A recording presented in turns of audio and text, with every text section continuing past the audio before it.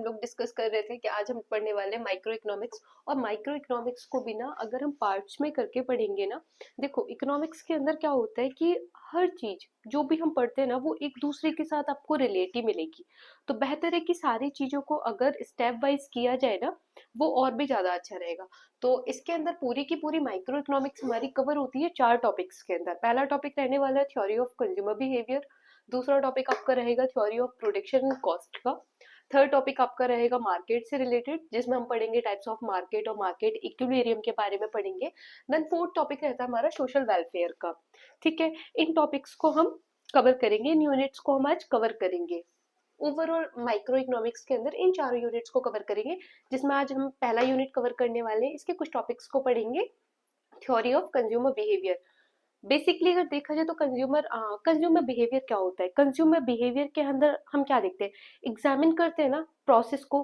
क्या प्रोसेस होता है? वो प्रोसेस रहता है कंज्यूमर का डिसीजन मेकिंग। डिसीजन मेकिंग किस चीज में होती है? वेरियस गुड्स एंड सर्विसेज में। ठीक है, वेरियस गुड्स एंड सर्विसेज में डिसीजन मेकिंग रहती है, लेकिन किसके रिस्पेक्ट में रहती है? क्या क्या चीजें वो कंसीडर करता है? वो अपनी इनकम को कंसीडर करता है, प्लस क्या कंसीडर करता है वो गुड्स एंड सर्विसेज के प्राइस को कंसीडर करता है। यही तो होता है कंज्यूमर बिहेवियर के अंदर। और कंज्यूमर बिहेवियर हम किस चीज के रिस्पेक्ट में देखते हैं? उसमें देखते हैं कि मैक्सिमम सेटिस्फेक्शन उसको किस चीज से मिल रही है, कितने लेवल पर मिल रही है। ठीक है, ये होता है कंज्यूमर बिहेवियर के अंदर। चलिए आइए देखते हैं, रीड करते हैं। आज पहले कंज्यूमर बिहेवियर को ही कंप्लीट करेंगे। पहले आज हम पढ़ने वाले हैं थ्योरी ऑफ कंज्यूमर बिहेवियर के सारे टॉपिक्स को, देखने वाले हैं सब टॉपिक्स को। उसके बाद वन बाय वन। चलिए, अभी हमने डिस्कस किया था यहाँ माइक्रो इकोनॉमिक्स को हमने पार्ट्स में डिवाइड किया, 4 यूनिट्स में डिवाइड किया कि हम वन बाय वन यूनिट्स को कवर करेंगे। तो हमारी पहली यूनिट थी आज की theory of consumer behaviour, right. Theory of consumer behaviour के अंदर भी कुछ सब टॉपिक्स हैं जिनको हम पढ़ने वाले हैं डिटेल में। पहला टॉपिक हमारा क्या रहेगा? Consumer behaviour. ठीक है, दूसरा टॉपिक हमारा रहने वाला है consumer equilibrium point. Consumer equilibrium point के अंदर हम पढ़ेंगे कार्डिनल ऑर्डिनल अप्रोचेस पढ़ेंगे, राइट, जिसके अंदर हम यूटिलिटी और आईसी कर्व को देखेंगे। देन नेक्स्ट रहने वाला है कंज्यूमर सरप्लस। उसके बाद demand and supply. Then next law of demand and supply. And last topic रहेगा इस यूनिट का हमारा elasticity of demand and supply. ये 6 सब टॉपिक है इस पर्टिकुलर यूनिट के अंदर, जिनको हम वन बाय वन कवर करने वाले हैं इस पूरे फर्स्ट यूनिट के अंदर। तो चलिए डिस्कस करते हैं, इनको एक्सप्लेन करते हैं, अच्छे से समझते हैं। जो भी प्रॉब्लम आए आप फिर पूछिएगा, आप मैसेज कीजिएगा जहाँ भी आपको प्रॉब्लम लगे। तो बिहेवियर एनालिसिस के अंदर हम क्या देखते हैं, एग्जामिन करते हैं उस प्रोसेस को जिसके अंदर कंज्यूमर क्या करता है, डिसीजन मेकिंग करता है। डिसीजन मेकिंग किस चीज में? उसको कौन सी चीज लेनी है, कब लेनी है, कितने प्राइस पर लेनी है, ठीक है, उसके अकॉर्डिंग प्राइस सेट है भी या नहीं। क्योंकि बेसिकली उसका मोटिव कितना रहता है, ताकि उसकी सेटिस्फेक्शन, उस पर्टिकुलर प्रोडक्ट से मिलने वाली जो सेटिस्फेक्शन है वो हाईएस्ट अचीव कर सके। यही होता है। अब अगर एक एग्जांपल के थ्रू देखें, क्योंकि इसके अंदर गुड्स एंड सर्विसेज के प्राइस को और पर्सन की इनकम को, जो भी कंज्यूमर है उसकी इनकम को, इन दोनों चीजों को ध्यान में रखते हुए वो अपना डिसीजन मेकिंग करता है। ठीक है, अगर हम एक एग्जांपल के थ्रू ही देखें, हम किसी मार्केट में जाते हैं, हमारे पास वेरियस ऑप्शंस होते हैं। ठीक है, सपोज करो हमें कपड़े लेने हैं। कपड़े लेने के लिए हमारे पास कई सारी ब्रांड्स हैं। ठीक है, बहुत सारे ऑप्शंस है, बहुत सारी चॉइस है। फिर हमारे ऊपर डिपेंड करता है as a customer, as a consumer, कि हमें अपनी रेंज के हिसाब से, अपनी इनकम को देखते हुए, साथ के साथ प्रोडक्ट के प्राइस को देखते हुए, हमारे लिए कौन सी चीज बेस्ट है पर्टिकुलर टाइम पर। ठीक है, उस पॉइंट ऑफ टाइम पर कौन सी चीज सबसे ज्यादा बेस्ट है। तो वो जो डिसीजन होता है उस पर्टिकुलर टाइम पर, जो डिसीजन होता है वो हमारा दिखाता है कंज्यूमर बिहेवियर को। ठीक है, दो चीज होती है, एक कंज्यूमर होता है, एक कस्टमर होता है। कस्टमर जो किसी भी चीज को खरीद रहा है, ठीक है, खरीद के उसने यूज नहीं किया है, अपने लिए यूज नहीं किया, सिर्फ और सिर्फ उसको खरीदा है। लेकिन कंज्यूमर क्या होता है, कस्टमर बहुत सारे हो सकते हैं, लेकिन कंज्यूमर कौन होगा? जो फाइनली उस गुड्स को यूज करेगा अपने पर्पस के लिए, राइट। चलिए नेक्स्ट क्या रहता है, कंज्यूमर का मेन मोटिव क्या रहता है? सेटिस्फेक्शन को हाईएस्टली रखना, अटेन करना हाईएस्ट सेटिस्फेक्शन लेवल को particular from goods and services. ये हमारे कंज्यूमर का क्या रहता है? मोटिव रहता है। चलो अब हमें पढ़ना है कंज्यूमर इक्विलिब्रियम पॉइंट। इसके अंदर हमको दो चीजें पढ़नी होती हैं। ठीक है, पहली चीज रहती है हमारा कार्डिनल अप्रोच, दूसरी चीज हमारी रहती है ऑर्डिनल अप्रोच। कार्डिनल अप्रोच क्या रहता है हमारा? कार्डिनल अप्रोच के अंदर जो हमारी सेटिस्फेक्शन का लेवल होता है उसको हम नंबर्स में मेजर कर सकते हैं। ठीक है, ऑर्डिनल अप्रोच के अंदर क्या होता है, उस सेटिस्फेक्शन को नंबर्स में मेजर ना करके, ठीक है, उसको हम रैंक प्रोवाइड कर देते हैं, रैंकिंग रख देते हैं। कार्डिनल अप्रोच हमारा किसने दिया है? कार्डिनल अप्रोच हमको दिया है मार्शल ने।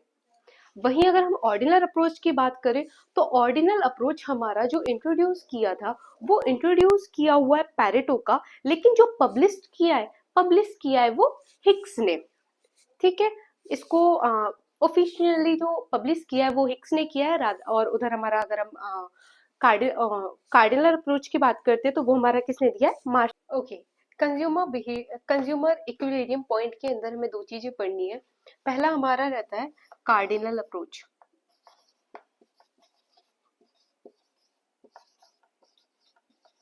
ठीक है, और सेकंड वन हमारा रहता है ऑर्डिनल अप्रोच।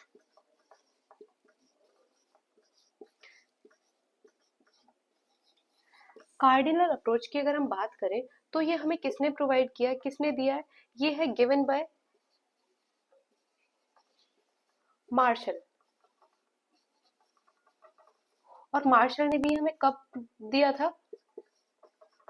1890s में, ठीक है, हमें ये कब दिया था? 1890s में। लेकिन अगर हम ऑर्डिनल अप्रोच की बात करते हैं तो ऑर्डिनल अप्रोच हमारा जो पब्लिश्ड किया था, देखिए यहाँ दो चीजें हैं, ये इंट्रोड्यूस किसी और ने किया, ठीक है, दिया किसी और ने, लेकिन ये पब्लिश किसी और ने किया। फर्स्ट टाइम इसको दिया किसने? पैरेटो ने, ठीक है। लेकिन ये पब्लिश्ड किसने किया? पब्लिश्ड बाय हिक्स, ठीक है। और ये चीजें कब रही थी? ये पैरेटो ने दिया था हमें 1906 में, इस अप्रोच को ये अप्रोच हमें मिला था। कार्डिनल अप्रोच के अंदर हम क्या करते हैं, देखो कार्डिनल अप्रोच क्या होता है? Satisfaction can be measured in numbers. अगर हमारी जो कंज्यूमर है, कंज्यूमर का जो किसी भी गुड्स एंड सर्विसेज को यूज करने के बाद, कंज्यूम करने के बाद जो सेटिस्फेक्शन लेवल है, ठीक है, अगर वो सेटिस्फेक्शन लेवल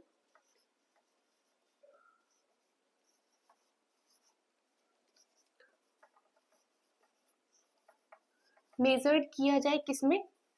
नंबर्स में, ठीक है, तो वो क्या होता है हमारा? वो कौन सा अप्रोच है हमारा? Cardinal approach. और ये जो सेटिस्फेक्शन हमने मेजर्ड किया है इसको हम एक प्रॉपर यूनिट देते हैं। इसकी स्टैंडर्ड यूनिट क्या है?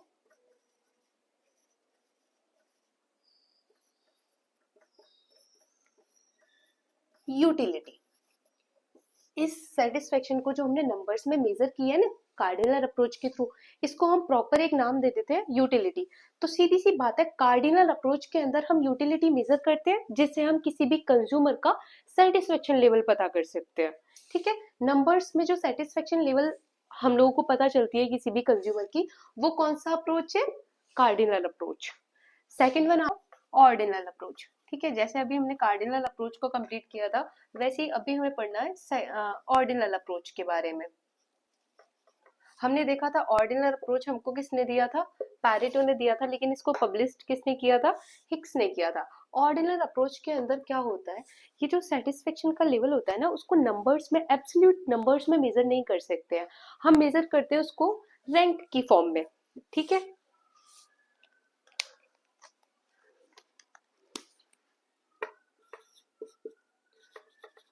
It cannot be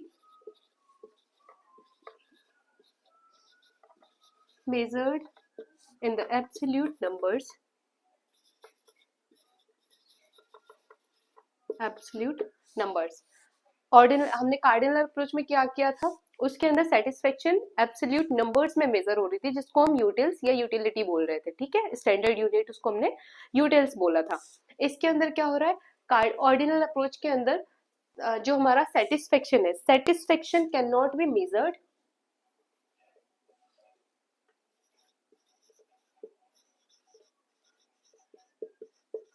satisfaction cannot be measured in a absolute numbers. Indeed, it can be measured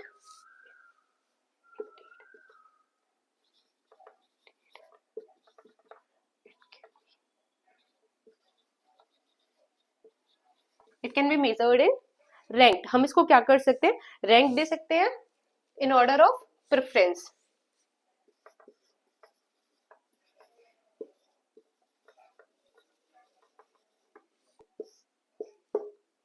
ठीक है, तो ये हमारा क्या होता है, कार्डिनल अप्रोच। अब कार्डिनल अप्रोच के अंदर जो हमारी सेटिस्फेक्शन होती है उसको मेजर करने के बिना यहाँ दो तरीके होते हैं।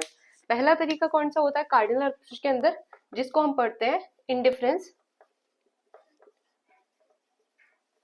Indifference curve. ठीक है, और दूसरा अप्रोच क्या होता है हमारा, दूसरा अप्रोच होता है हमारा आरपीटी। आरपीटी क्या होता है,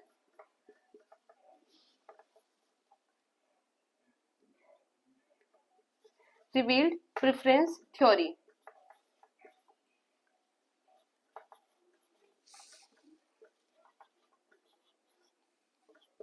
ठीक है, ये दो मेजरमेंट्स होते हैं जो हमारे ऑर्डिनल अप्रोच के अंदर हम अपना पढ़ते हैं सेटिस्फेक्शन को मेजर करने के लिए।